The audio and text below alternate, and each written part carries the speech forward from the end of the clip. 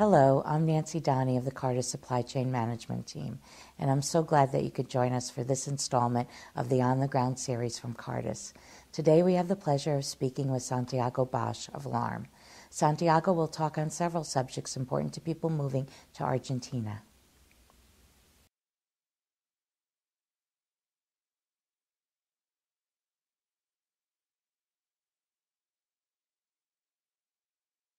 In Argentina, I would say that infrastructure is good. There are mainly 2 or 3 areas downtown where the expat community goes. I think that the first division has to be taken between family with expat with families and expat without families. There's a new and very modern area of the city called Puerto Madero. That is the old area of the port that is all refinished into the modern area. That's where more single or couples without kids go. In that area, there are no schools. It's difficult to find schools in that area, so families with kids go to other areas. The multiple listing it's only for advertising in Argentina. It's not a useful tool. You have to go through the realtors and through many realtors that are usually specialized in a certain area. So if you go on a house hunting trip, let's say covering 3 or 4 areas of the city, you might be going with 4 or 5 different realtors. And the properties that are listed and the properties that are on the internet, most of the times are already rented or not rented for that price. There's always a space for negotiation, not only on the price, but also sometimes on the conditions. For example, an expat, they want an air conditioning here in the master bedroom, and there's no air conditioning, so we can negotiate an air conditioner to be put in the master bedroom. Normally, no appliances are considered normally to go into Argentina. The only appliance that is considered normal is the oven, I would say. They have to buy a refrigerator, they have to buy a washing machine, they have to buy a microwave, or they have to buy all the rest of the appliances. A typical house or apartment will come only with the kitchen.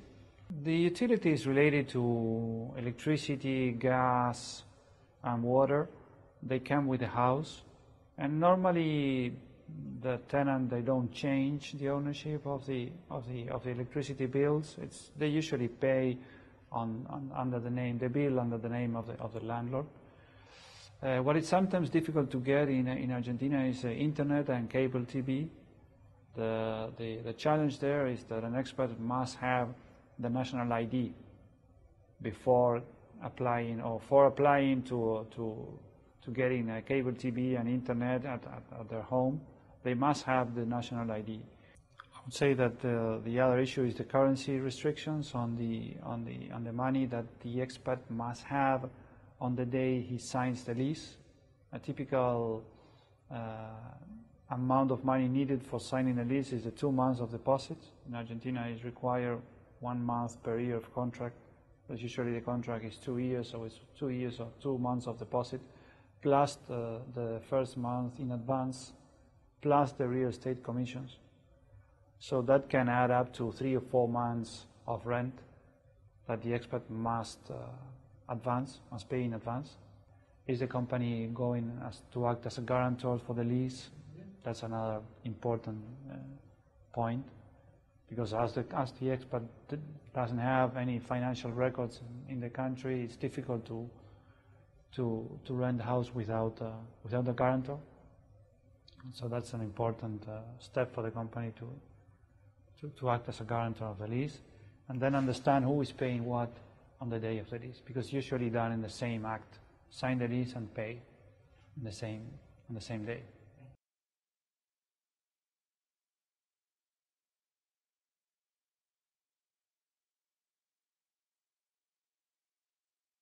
There is only one American school that is located in the northern suburbs of Argentina. It's called the Lincoln School. That's the only American school in Argentina.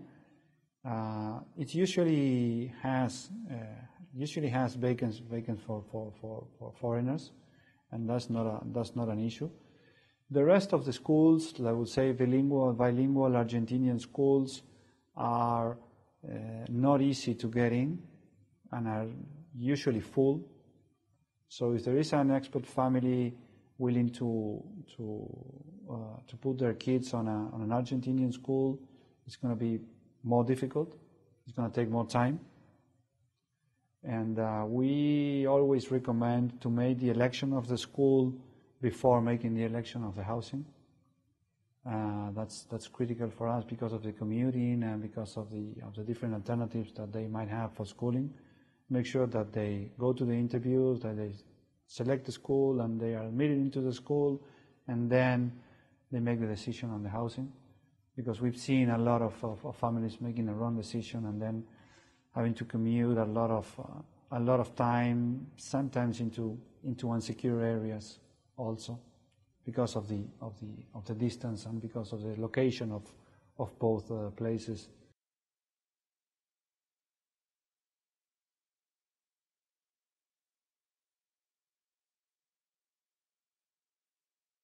Buenos Aires is a pretty safe city.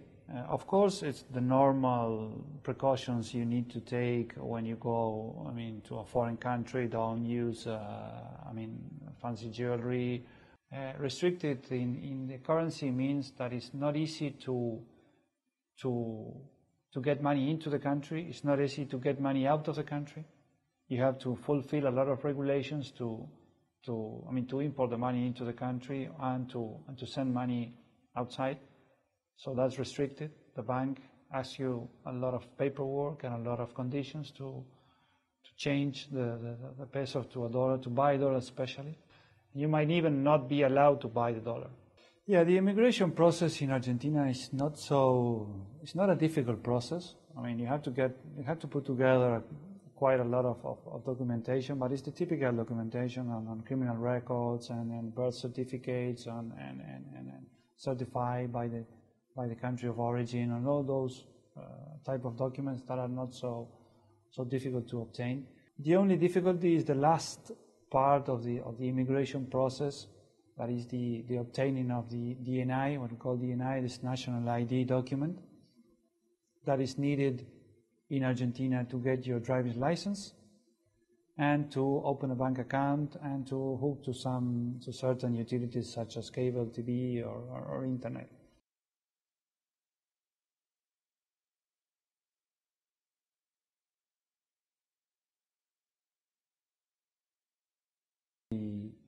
But typical Argentinian has his grandfather is Spanish, his grandmother is Italian one side, the other side is Polish and Irish. So there's a big mixture of communities that form the typical Argentinian culture, and that's also reflected in the architecture of the city. You will notice that Argentina, it's a very European city. The French architecture is it's very notable on the street, the monuments, on the government buildings, and on the apartments on a certain areas of Buenos Aires, like Recoleta or Palermo, and that's the typical influence of European culture into Argentina and into Buenos Aires especially. They love the Argentinian friendship. They make a lot of friends. They love to the way we work in teams. They make a lot of relations and work. They also get a lot of service at home, so they like that also. Maids and gardeners and probably chauffeurs, so they like that also. They get used to it, and when time to leave comes, they don't want to leave. They want to stay. Thank you, Santiago.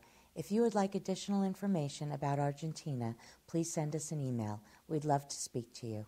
For Cartus Supply Chain Management, I'm Nancy Donnie.